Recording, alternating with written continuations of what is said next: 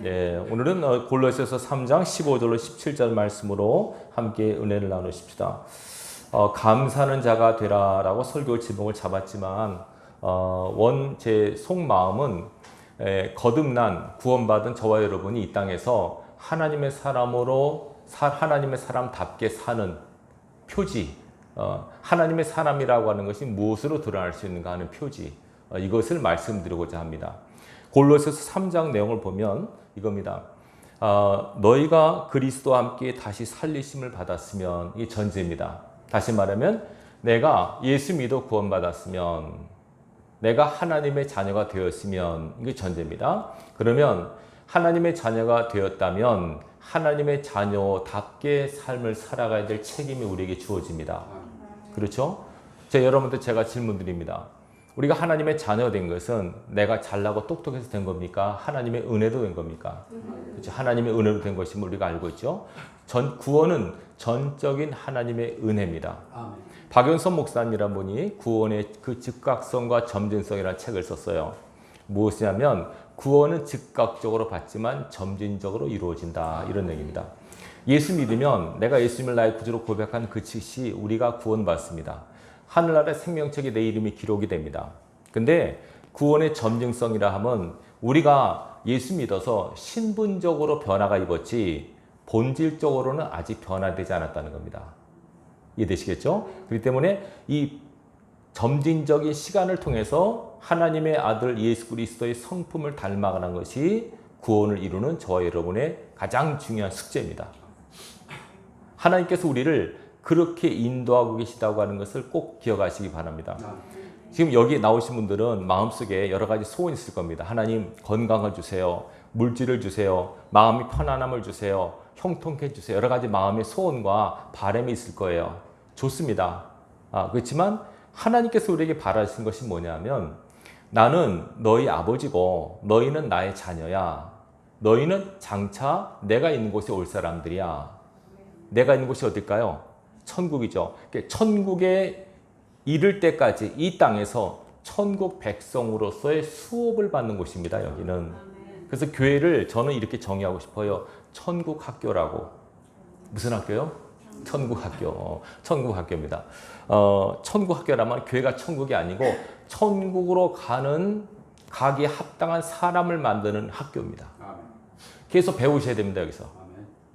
학교는 배우는 곳 아닙니까? 배우고 익히고 배우고 익히고 하듯이 계속 우리는 배우고 익히셔야 됩니다. 평생 교육을 받으셔야 됩니다. 그래서 여러분들이 하나님 앞에 가게 될 때 이제 이 땅에서 천국 백성으로서 신분뿐만 아니라 성품과 삶까지도 온전히 변화되셔야 됩니다. 굉장히 중요한 겁니다. 그래서 우리가 하나님 앞에 내 소원을 아뢰는 것도 중요하지만 나에게 원하시는 하나님의 소원이 무엇인가 하는 것은 늘 살피시는 지혜가 있길 바랍니다. 우리에게 바라신 하나님의 소원은 성경에 다 나와 있어요. 오늘 이제 골로새 3장 내용은 이겁니다. 너희가 예수 믿어서 하나님 나라 백성이 되었으면 해야 될 것이 있다는 거죠. 제일 먼저는 3장 1절에 보면 위의 것을 찾으라. 위의 것. 우리는 어디 있습니까? 땅에 있습니다. 근데 우리의 바램과 소망과 비전은 위에 있다는 것입니다. 위에 누가 계십니까? 하나님이 계시죠. 하나님이 계신 그곳 천국을 찾으라. 천국을 사모하고 천국에 대한 비전과 소망을 갖고 살라는 뜻입니다. 더 구체적으로 말씀드리면 눈에 보이고 손에 잡히는 것이 아니라 존재하지만 볼 수 없고 잡을 수 없는 영원한 거룩한 것을 추구하는 자가 되라, 이런 뜻입니다. 항상 저와 여러분은 위의 것을 찾는 삶을 사셔야 됩니다. 근데 제한이 있죠. 왜? 우리는 땅에 살고 있어요. 땅에 살면서 하늘을 사모한다는 것은 쉬운 일이 아닙니다. 왜냐하면 우리는 공중에 떠 사는 존재가 아니라 땅에 붙여 있잖아요. 발을 땅에 붙이고 살기 때문에 항상 땅은 우리를 끌어내리려고 합니다. 정말 시간이 가서 우리는 땅으로 점점 꺼져갑니다, 여러분. 무슨 말씀 이해되시죠? 나이가 드는 증거 뭔지 아십니까? 땅에 붙는 몸의 부위가 많아집니다. 땅에 붙는 몸의 부위가 점점 많아지는 것이 나이 든 증거입니다. 그래서 점점 나중에는 누워버리죠. 완전히 누워서 땅속에 깊이 파묻히는 것이 인생입니다. 그런데 우리 육체 안에는 영이 있지 않습니까? 영혼이. 그죠? 육체는 어찌 보면 껍데기고 그릇에 불과하고 이것을 담는 영혼이 제일 중요해요. 하나님은 육체보다도 영혼에 관심을 갖고 계시고 아울러 우리도 영혼에 관심을 갖고 계셔야 돼요. 그러니까 항상 저와 여러분들이 내 영혼은 건강한가? 내 영혼은 잘 있는가? 이걸 항상 체킹하셔야 됩니다. 교회에서 우리 예배 통해서 말씀을 통해서 그 검증하는 겁니다. 내 손 이뤄주세요. 적어주세요 하는 것보다도 내가 지금 내 영혼이 건강한가? 만약에 오늘 이 밤에 내가 이 세상을 떠난다 해도 내 영혼이 하나님 앞에 올라갈 수 있겠는가? 오늘 만약에 휴거가 일어난다면 내 영혼이 올라갈 수 있겠는가? 항상 체킹을 하며 삶을 사셔야 돼요. 이것이 굉장히 중요합니다.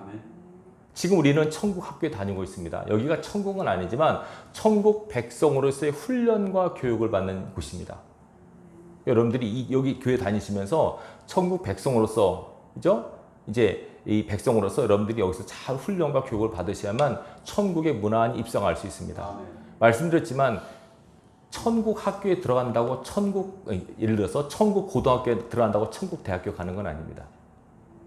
이해되시겠죠? 무슨 말씀인지. 학교에 또 아실 거 아닙니까? 고등학교 졸업한다고 다 대학교 가는 건 아니에요. 시험을 친다고 다 합격하는 건 아니에요. 떨어진 사람도 있어요. 영적으로 하나님께서 보실 때 불합격하는 사람도 있습니다. 조심하라고 그래서 성경은 늘 우리에게 권고합니다. 조심하라. 깨어있으라. 방심하지 말라.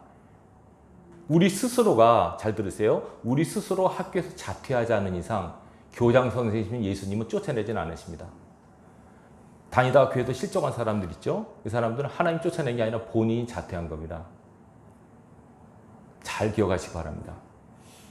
물론 꼭 교회만 구원이 있냐? 그건 그런 건 아닙니다. 자퇴해도 검정고치로 들어갈 수 있습니다. 신실하게 하나님을 신실하게 믿으면 천국 갈 수 있습니다.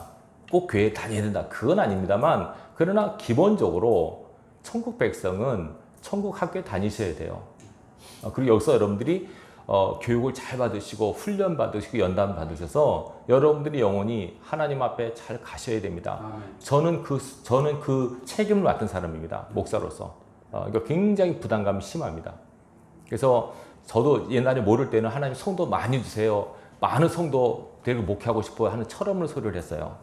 근데 아무래도 확률적으로 볼 때, 그죠? 적은 성도가 훨씬 유리합니다. 물론 이제 조건이 알짜배기 성도가 돼야만 좋죠. 근데 그렇지가 않은 경우가 많아요. 제가 아는 어느 큰 교회인데요.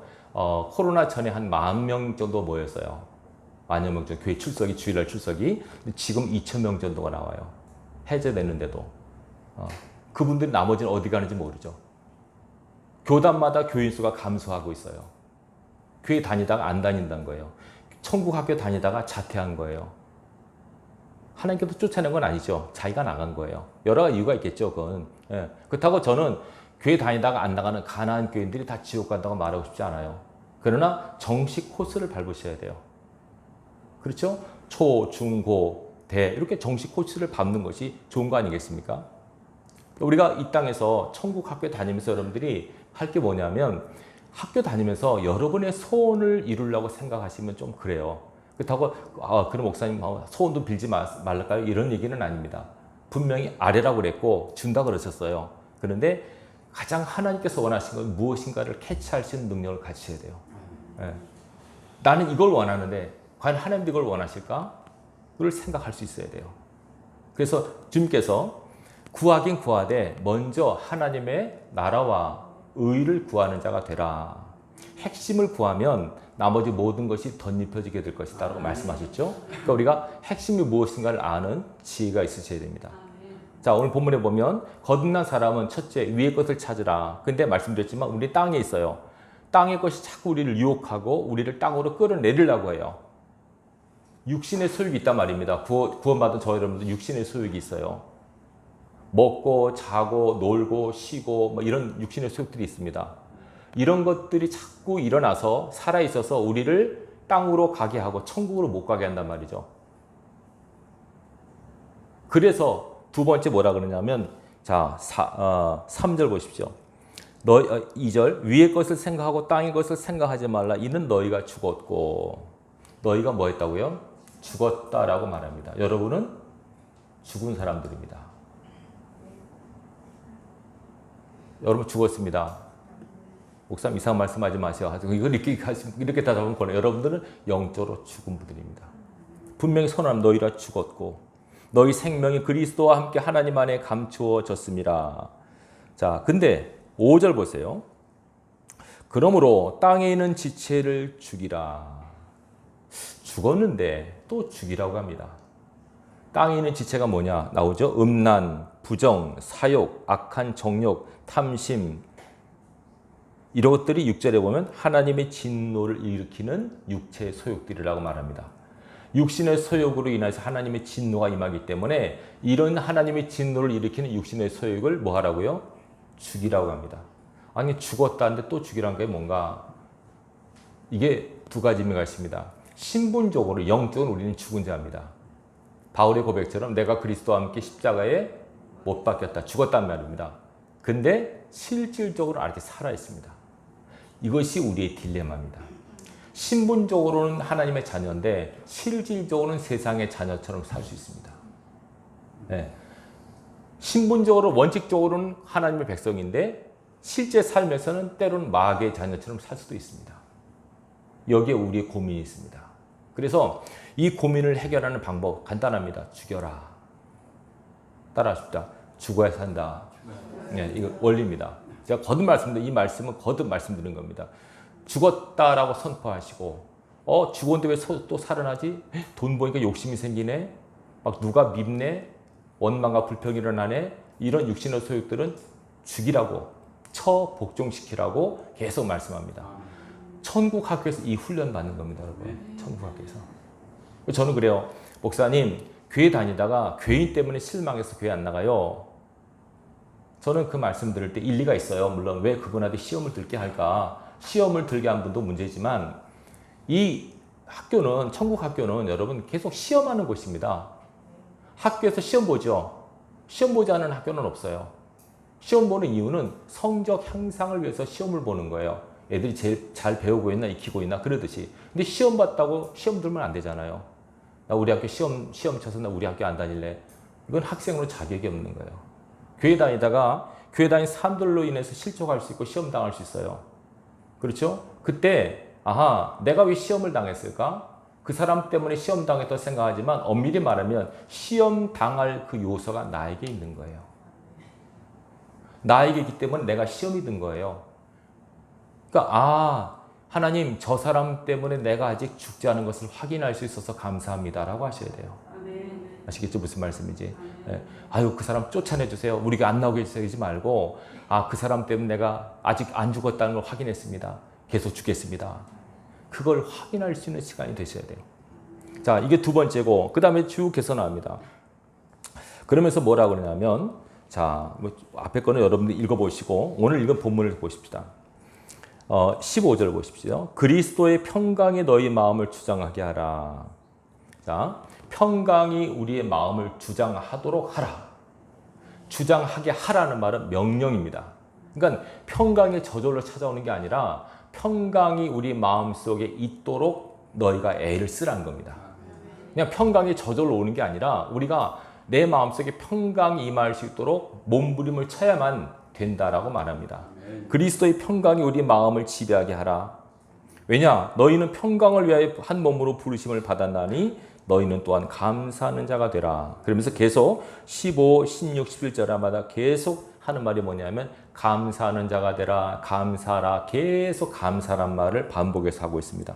이게 무슨 말이냐면 예수 믿는 사람의 표지, 저 사람이 크리스찬인가라고 하는 가장 일반적인 표지는 그 사람의 마음속에, 그 사람 이슬 속에 무엇이 나올 때? 감사가 나올 때. 뭐가 나올 때요? 감사가 나올 때 그 사람이 크리스찬이라고 하는 일반적인 표지가 됩니다. 굉장히 중요한 원리를 제가 말씀드립니다. 보통 우리가 감사절에 감사를 확인하지만은 아닙니다. 요한계시록 4장 7장에 보면 하나님은 감사의 하나님이라고 나옵니다. 영광과 감사와 존귀를 세세토록 살아계신 이에게 돌린다고 나옵니다. 그러면 누구한테 감사라는 얘기입니까? 하나님께 감사하라. 자, 그런데 평강의 마음을 주장하게 하라. 이게 무슨 말이냐면 평강, 있는 마음 가운데서 감사가 나올 수 있기 때문에 그렇다는 거죠. 로마서 14장 17절 보면 하나님 나라의 특징이 나옵니다. 하나님 나라는 먹고 마시는 것이 아니라 성령 안에서 의와 평강과 희락이라고 말합니다. 세 가지. 하나님 나라의 특징은 의, 옳음, 그 다음에 희락, 기쁨, 그 다음에 평강. 이 평강이라는 말을 잘 주목하시기 바랍니다. 평강이라는 말이 히브리어로 샬롬이라고 얘기합니다. 샬롬. 많이 들어보셨죠? 샬롬. 이스라엘 사람은 지금도 만나면 샬롬하고 인사를 합니다. 즉 평안하십니까? 평강하십니까? 이런 뜻이고요. 자, 우리나라는 어떻게 인사합니까? 안녕하십니까? 이 안녕도 같은 의미입니다. 안녕하십니까? 근데 다른 나라는 꼭 그러지 않습니다. 다른 나라 보면 뭐 굿모닝, 뭐 굿텐 모르게 뭐 이렇게 굿 얘기가 많이 들어. 좋은 아침, 뭐 이렇게 하는데 뭐 하이, 헬로 이렇게 하지만 우리나라 같은 경우는 안녕, 평강을 기원하는 인사입니다. 물론 민족적인 삶이 고단할 수 있을 수도 있죠. 그렇지만 뭔가 우리나라 이스라엘 영적인 공통점이 있는 것 같아요. 이스라엘 사람도 샬롬하고 인사합니다. 샬롬, 평강이 있기를 이렇게 축원하는 말로 인사를 합니다. 이 샬롬이란 말이 굉장히 중요한 의미가 있습니다.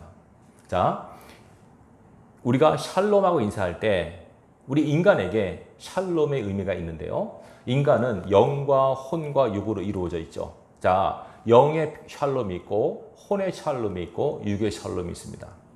영의 샬롬은 뭔가 하면 하나님과 나 사이에 아무것도 걸린 거 없는 것, 걸리는 것이 없는 것이 영적 샬롬입니다. 죄 없는 것. 그래서 하나님과 화목한 것이 영의 샬롬이고 혼의 샬롬은 뭔가 마음에 염려, 근심, 불안, 두려움, 걱정, 근심 이런 것이 없는 게 샬롬입니다. 염려, 걱정이 있는 것은 샬롬이 아니죠. 네. 그래서 마음의 혼의 샬롬은 마음속에 염려, 근심, 걱정, 두려움이 없는 평안의 상태. 그렇죠? 영은 화목의 상태, 마음은 평안의 상태. 육의 샬롬은 뭘까요? 맞춰보세요. 그렇죠? 건강한 상태. 그죠? 몸이 샬롬하다는 것은 몸에 병이 없고 건강한 것 상태를 말합니다. 몸에 병이 있으면 샬롬이 아니죠. 불편하고 힘들잖아요. 그래서 샬롬이란 말은 영과 혼과 육에 하나님과의 막힌 것이 없는 상태, 걸린 것이 없는 상태, 마음에 불안, 염려, 근심 이런 것이 없는 상태, 육신이 건강한 상태. 그리고 국가적인 샬롬, 사회적인 샬롬은 전쟁이나 재난이 없는 상태. 이해되시겠죠? 그러니까 샬롬입니다. 그래서 국가적으로 샬롬하면은 전쟁이 없는 상태, 재난이 없는 상태가 샬롬입니다. 이렇게 샬롬, 이거는 뭐냐면 우리나라 말 번역이 여러 개, 히브리 말로 샬롬이라고 나와 있고 헬라어는 에이렌이라는 말도 있는데요. 우리나라 보면 평강, 평안, 화평, 평화, 화목 여러 가지 단어를 씁니다. 여러 가지로. 한 평안이네. 영어로 피스라고 나오잖아요. 이게 평강, 평안, 화목, 화평, 평화 다 쓰입니다. 우리나라 말은 말이 많아요. 한문으로 다 이렇게 다르게 나와요. 그래서 제가 좀 특이하다는 생각을 했어요. 자, 근데 중요한 것은 이 평강이 그리스도인의 마음 가운데 항상 있어야 되는데 항상 있지가 않잖아요. 마음은 마치 바다와 같아서 바람이 불면 확 출렁출렁하지 않습니까? 그죠? 네. 막 환란과 역경, 비바람이 불면 마음 파도가 일렁입니다. 막 어떤 안 좋은 소식을 듣거나 안 좋은 상황이 닥치면 마음의 평안이 사라집니다. 그죠? 고요함이 사라집니다. 근데 하나님께서는 그럴지라도 평강이 마음을 주장하게 하라라고 우리에게 과제를 주고 있습니다. 그러니까 평안을 내가 스스로 만들도록 애를 쓰셔야 된단 말입니다. 이게 어렵죠, 여러분. 그렇죠? 힘든 상황이 딱 펼쳐졌는데 그 가운데 평안을 유지한다? 어렵습니다. 현실적 상황은 불안하고 두려운데 마음의 평안을 유지한다? 굉장히 힘든 숙제입니다. 그렇기 때문에 우리가 계속 예배와 말씀과 기도를 통해서 우리 마음의 평정심을 유지하는 것이 가장 중요합니다. 마음이 평안할 때 거기서 나오는 입술의 열매가 감사입니다. 감사가 그냥 나오는 게 아니라 여기서 나오는 겁니다. 마음속에 평안할 때 감사한 마음이 들고 감사한 고백이 나온다는 거죠.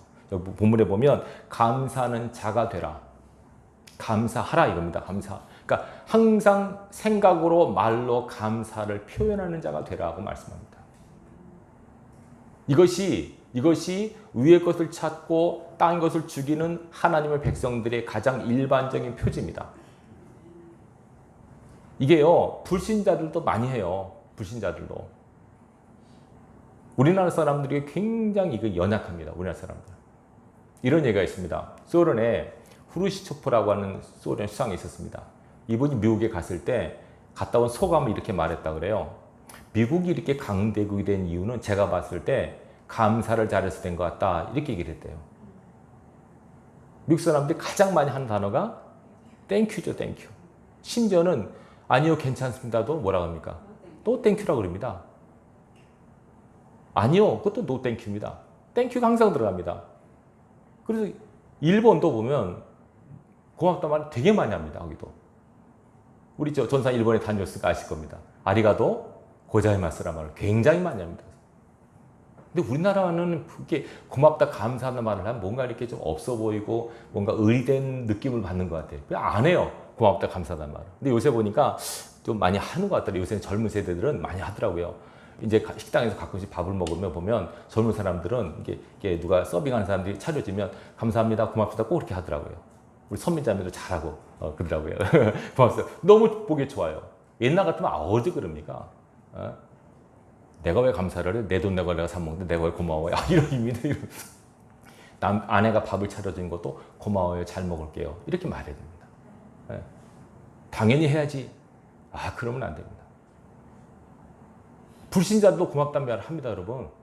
근데 예수 믿는다는 사람이 고맙다, 감사하다는 말을 안 하면 이게 하나님 보시기에 합당하지 않습니다. 오늘 본문에 보면 본문에서 3번씩이나 감사하는 자가 되라, 감사라 계속 말하고 데살로니가서 5장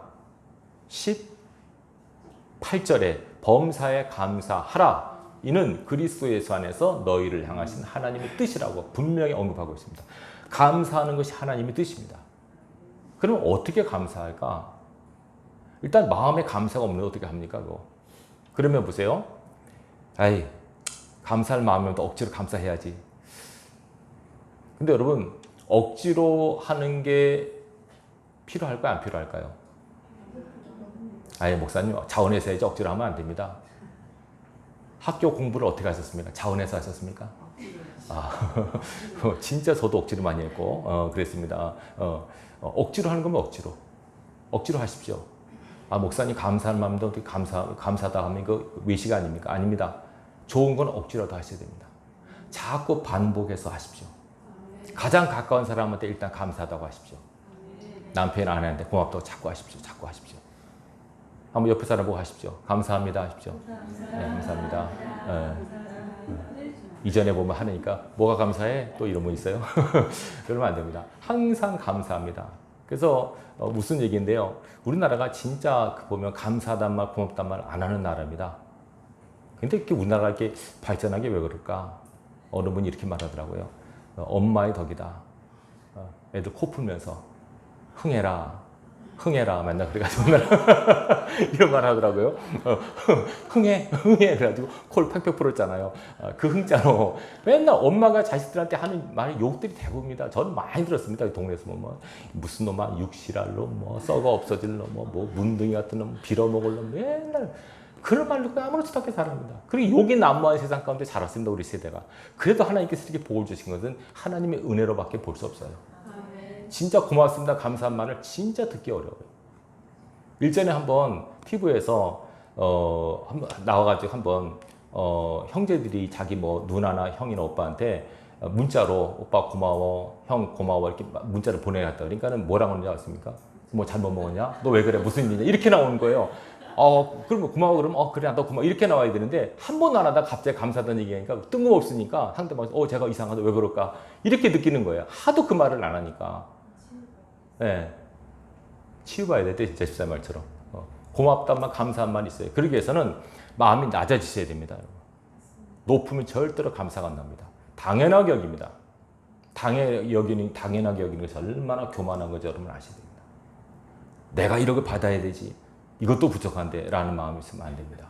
하나님께서 이스라엘 백성 출애굽 시킨 다음에 광야 40년 돌게 하셨죠. 목적이 뭐라고 나옵니까? 마음을 낮추시기 위함이다. 낮추시기. 원망과 불평도 죄송하지만 교만하기 때문에 나옵니다.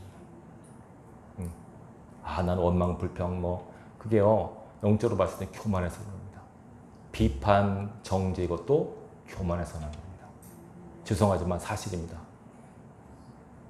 자꾸 누구의 흠이 보이고 헐뜯으려고 그러고 비판적으로 보이면 물론 그럴 수도 있어요. 사실이니까. 어느 그래 목사님 저는 사실대로 말합니다. 난 틀린 말을 안 합니다.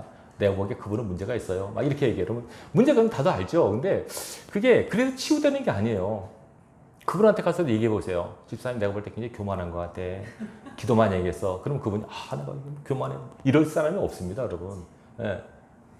조심하셔야 됩니다. 우리 하나님 앞에. 그래서 하나님께서 우리의 마음을 낮추시는 건데 자 보십시오. 땡크라고 하는 감사하단 말이 그 기원이 영어의 think에서 나왔다고 합니다. think가 뭘까요? 생각하다는 거죠. 다시 말하면 감사할 수 있는 사람은 생각할 수 있는 사람이다 이 뜻입니다. 다시 말하면 생각을 좀 더 깊게 하면 감사할 수가 있습니다. 빅터 프랭클이라고 하는 의사가 있습니다. 이분은 나치 수용소에서 죽음의 수용소에서 살아남은 정신과 의사입니다. 이분이 쓴 죽음의 수용소에 대한 책이 있어요. 거기서 뭘 얘기하고 있냐면 상황에 대한 자극은 우리가 막을 수 없다. 그러나 그것에 반응하는 데는 우리가 할 수 있다는 거죠. 무슨 말인지 이해되시죠? 어떤 상황이 내게 닥치는 건 내가 막을 수가 없어요. 갑자기 병이 든다든가 갑자기 내가 부도가 난다든가 이걸 내가 갑자기 뜬금없이 당하는 건 내가 막을 수가 없지만 그거를 대처하는 우리 상황은 얼마든지 내가 선택할 수 있다는 거죠. 그분 그래서 그 죽음의 수용소에서 살아남은 거예요. 다 죽어가는데 절망까지도 죽어가는데 그분은 상황은 그렇지만 이 상황을 받아들이는 내가 어떤 태도로 취하냐에 따라 달라졌다는 거죠. 굉장히 중요한 원리입니다, 여러분. 자, 한번 예를 들어 볼게요. 여러분들이 길을 가다가 돌불에 걸려서 콱 넘어졌어요. 어떻게 반응합니까? 재수없게. 이거 무슨 돌이야? 누가 여기다 놨어? 하고 팔을 돌 한 번 더 차면 자기 발만 아프죠. 자, 이렇게 반응할 수 있어요. 근데 어떤 사람은 탁 넘어졌어요. 근데 아이고 다 아파. 그래도 까지 않아서 가이네. 감사하네. 그 다음에 좀 더 깊이 나가면 이거 누가 또 치겠구나. 내가 치워야지. 캐서 버리고. 똑같은 것을 당했지만 그걸 대처하는 태도와 자세는 틀려요. 우리는 어떻게 해야 될까요, 여러분? 굉장히 중요합니다, 여러분. 네. 이런 이야기가 있습니다. 성경 주석가 중에서 영국의 성경 주석가 매튜 헨리라는 분이 있습니다. 이 유명한 주석가입니다. 신학생들은 이분의 주석을 거의 다 갖고 있어요. 이분이 유명한 주석가인데 저는 이분 주석도 그렇지만 이분이 성품이 너무 훌륭해요. 이런 일화가 있습니다. 이분이 어느 날 학교에서 이제 집으로 돌아오는데 골목길이 있었나 봐요. 골목길이 있었는데 도중에서 밤에 집으로 오는 골목길에다 강도를 만났어요. 강도를 만나가지고 실컷 두드려 맞고 돈도 다 뺏겼어요. 그래가지고 피투성의 대차로 집에 돌아온 거예요. 가족들이 얼마나 놀랐겠어요. 막 진정시키고 나서 그 교수님은 방에 들어가서 무슨 기도인지 아십니까? 회개 기도했습니다. 회개 기도. 내가 죄가 있었습니다. 이 어떤 회개일까요? 하나님 10년을 다니면서 내가 한 번도 강도를 안 만난 것에 대해서 감사를 못했습니다. 나는 그냥 무사히 온 것이 당연하다고 생각했습니다. 근데 그게 아니고 하나님의 은혜였습니다. 나의 어리석음을 깨달았습니다. 용서해 주십시오. 라고 회개 기도를 했습니다. 그리고 또 계속 이제 감사 기도합니다. 하나님, 내가 비록 얻어 터졌지만 피가 나지만은 죽지 않은 것을 감사합니다. 지갑은 털렸지만 아직도 집에 남아있는 재산이 있으니 감사합니다. 마지막으로 내가 당한 자가 되고 강도가 되지 않은 것에 감사합니다. 이렇게 기도했다고 합니다. 얼마나 멋있습니까, 여러분? 그렇죠? 배우시기 바랍니다. 저도 배워야죠. 실제로 강도 만나면 안 되겠지만 이게 굉장히 중요한 원리입니다. 한 번 더 생각하면 그죠? 그렇구나. 너무 당연하게 생각한 것이 감사할 게 너무 당연하게 생각했구나. 여러분 만약에 교통사고 한번 나보세요. 재수없어. 이렇게 하지 마시고 그동안 교통사고 안 난 거 감사하시기 바랍니다. 그죠? 차는 부서져도 내가 살아있음에 감사하기 바랍니다. 보험 잘 들어놨잖아요. 그죠? 보험 쓰게 됨을 감사합니다. 여러 가지로 감사할 거리가 많아요. 생각하면 감사할 거리가 많아요. 우리가 생각을 안 하니까 단세포적으로 순간적으로 감정적으로 반응하니까 감사할 시간에 원망하고 불평하고 낙심한 거예요. 그래서 감사하는 자가 되라. 감사를 배우라 라고 말씀하는 겁니다. 천국 학교에서 여러분 감사를 배우시기 바랍니다. 지금까지 감사하지 않은 것들에 대한 회개를 하셔야 됩니다. 지극히 당연한 것으로 생각합니다. 식사 때마다 우리가 식기도를 하지 않습니까? 저는 그 할 때마다 기도응답 받은 것에 감사합니다. 오늘 일용할 양식을 주옵시고 기도했는데 진짜 밥을 있잖아요. 얼마나 좋아요. 새벽마다 새벽 기도에 일용할 양식을 달라고 기도했거든요. 근데 아침 밥 먹을 것이고 점심 밥 먹을 것이고 기도응답을 하루에 3번이나 받아요. 얼마나 감사합니까? 당연하게 여기지 말라는 겁니다. 하나님은 내가 다 너희를 은혜로 공급한 거다. 자, 그리고 마지막으로 왜 감사를 해야 되느냐? 크리스찬들이 불평과 낙심과 좌절의 상황에도 불구하고 왜 감사를 해야 되느냐? 딱 한 가지입니다. 로마서 8장 28절입니다. 하나님을 사랑하는 자, 곧 그 뜻대로 부르심을 입은 자들에게는 모든 것이 합력하여 선을 이루느니라. 하나님이 선하게 만들 것임을 믿기에 감사하셔야 됩니다.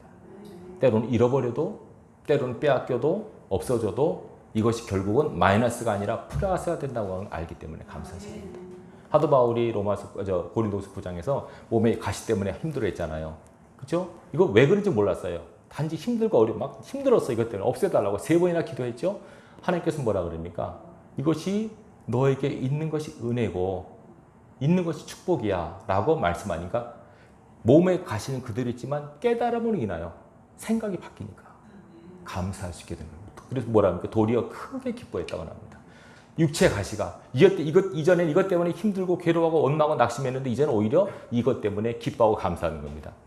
이것 때문에 교만하지 않을 수 있고 이것 때문에 늘 진실할 수 있고 이것 때문에 기도할 수 있다면 이것이 큰 은혜가 아닌가. 나를 괴롭게 하는 것이 아니라 나를 바로 세우는 도구가 아닌가. 그 깨달음이 중요합니다. 깨닫는 은혜를 달라고 기도하십시오. 그래서 지금까지 감사할 조건이 얼마나 많은데 우리는 너무 당연하게 게 많아요. 하나님의 백성이 표지라면 항상 감사하는 자가 되셔야 됩니다. 마음은 그 감사의 표지를 뿌리는 평강입니다. 평강 가운데서 감사의 고백이 나오고 감사의 언어, 감사의 모습이 나올 때 하나님의 영광을 받으십니다. 우리를 향한 하나님의 뜻이 무엇인가요? 우리가 거룩한 하나님의 백성답게 변화되어 가는 거. 예수 믿을수록 믿은 시간 오래일수록 여러분 입에 항상 감사가 훨씬 많아지시기 바랍니다. 하나님께 사람에게 모두에게 그리고 마지막에 그랬죠. 모든 걸 주 예수 이름으로 하라고. 내가 아니라 주님이 하신다는 거죠. 모든 일을 다 주님의 은혜로. 나는 없습니다. 오직 주님이 내 안에서 당신의 일을 할 따름입니다. 나는 하나님의 손에 붙들린 도구에 불과합니다. 모든 것이 주님의 은혜입니다. 라고 하는 믿음의 고백이 하나님을 기쁘시게 하고 하나님은 바로 그를 통하여 하나님의 영광을 나타내는 도구로 쓰신다는 겁니다. 기억하시기 바라고 이번 한 주는 앞으로도 늘 감사할 수 있는 감사의 사람으로 새롭게 세워져가는 저와 여러분 되기를 주님의 이름으로 축원합니다. 기도하겠습니다. 하나님 아버지 감사합니다. 오늘 말씀으로 권면케 하심을 감사합니다. 감사하는 자가 되라고 말씀하십니다. 감사를 잃어버리고 살았던 우리 잃었던 감사를 회복할 수 있는 능력을 더하여 주옵소서. 감사는 기적을 난다는 것을 믿습니다. 다니엘이 굴속에서 감사기도 했을 때 사자들을 물리쳐 주시고 또 더 큰 하나님의 영광을 나타내는 것을 우리는 알고 있습니다. 범사에 감사할 수 있는 믿음의 사람 될 수 있도록 은혜와 은총을 더하여 주옵소서. 사랑하는 백성들 입속에서 늘 생각으로나 말로나 찬양으로 감사하는 하나님의 백성들이 되어서 감사와 찬양과 영광을 영원히 받으실 그 하나님께 영광이 돌아갈 수 있도록 은혜를 더하여 주옵소서. 예수님의 이름으로 감사하며 기도합나이다. 아멘.